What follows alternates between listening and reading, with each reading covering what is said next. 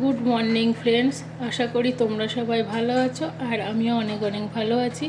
আজকে একটা নতুন ব্লগ নিয়ে চলে এসেছি। তো আজ বানাবো ফ্রুট কাস্টার্ড। তো চলো কিভাবে আমি ফ্রুট কাস্টার্ড বানাই তোমরা দেখো। ফ্রুট কাস্টার্ড বানানোর জন্য আমি 1 লিটার এখানে দুধ নিয়েছি, যেটা আমি জাল করতে বসিয়ে দিয়েছি গ্যাসের মধ্যে।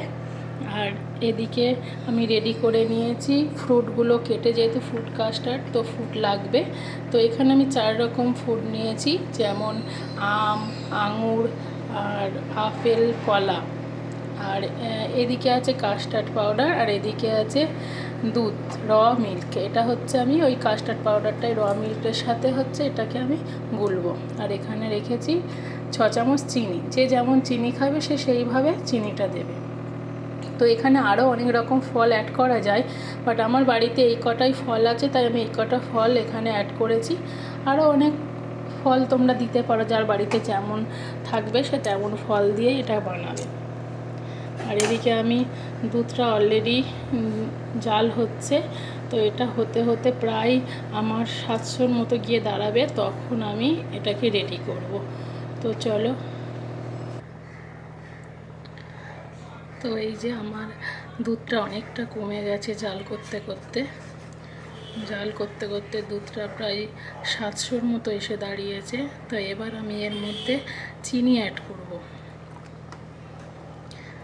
তো বিশেষ করে এইটা হচ্ছে যেসব বাচ্চারা ফল খায় না তাদের জন্য খুব ভালো, কারণ যেমন আমার বাচ্চা কোনো ফল খায় না, কিন্তু যদি এটার মধ্যে আমি ফল অ্যাড করি তাহলেও ফলগুলো খায়। তাই আমি চেষ্টা করি সপ্তাহে অন্তত একবার এটা বানিয়ে ফ্রিজে রাখতে, যাতে ও এটাও খায় আর ফলটাও খাওয়া হয়, ওর উপকারটা হয় শরীরের মধ্যে।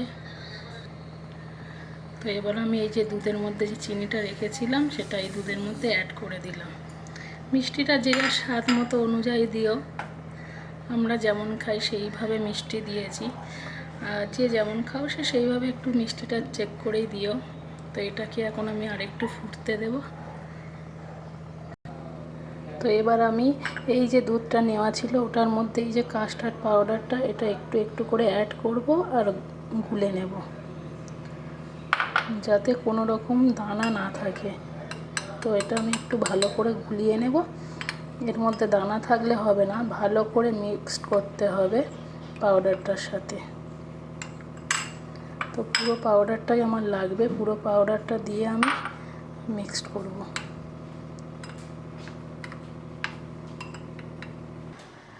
তো এই যে আমার কাস্টার্ড পাউডারটা পুরো রেডি, দেখো এর মধ্যে কোনো রকম কোনো দানা নেই, কিচ্ছু নেই, দেখো পুরো রেডি করে নিয়েছি। এটা এবার আমি যে ফুটছে ওই দুধটার মধ্যে ঢালবো, কিন্তু তার আগে আমাকে দুধটাকে বন্ধ করতে হবে, গ্যাসটাকে বন্ধ করে তারপরে আমি ওটা দেব। তো এই যে দুধটার মধ্যে একটু একটু করে ঢালবো আর মেশাবো।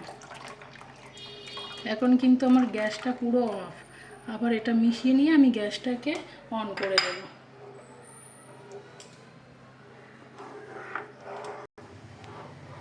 তো এই যে এটাকে আমি আবার জেলে দিয়েছি ওভেনটা। এটা কি 2-3 মিনিট জাস্ট ফুটিয়ে নেব, একটু ফুটে গেলে আমি নামিয়ে ফেলবো। তো এই যে আমার কমপ্লিট হয়ে গেছে, এই যে ফুটে এই রকম হয়ে যাবে, থিকনেসটা পুরো এরকম হবে। না হলে আবার বেশি পাতলা হলে ভাল লাগবে না, বেশি ঘন হলেও ভাল লাগবে না।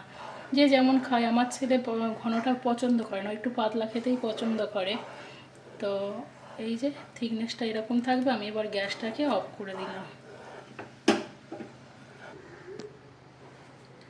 তো এই যে এবার আমি যে ফলগুলো ছিল দেখো এগুলো একসাথে মিক্সড করে নিয়েছি, নিয়ে ওর মধ্যে জাস্ট ঢেলে দেব। তো আমার এই যে বেশি হয়েছে, এটা আমি আবার অন্য একটা পাত্রে ঢেলে রাখবো। একটু আমি মিশিয়ে দেব যাতে ফলগুলো একসাথে না হয়, মিশে যায়।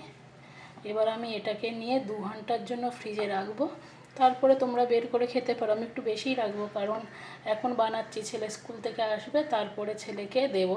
ওই আমার 3-4 ঘন্টা ফ্রিজের মধ্যে থাকবে, তারপর ছেলেকে আমি এটা খেতে দেবো এলে স্কুল থেকে।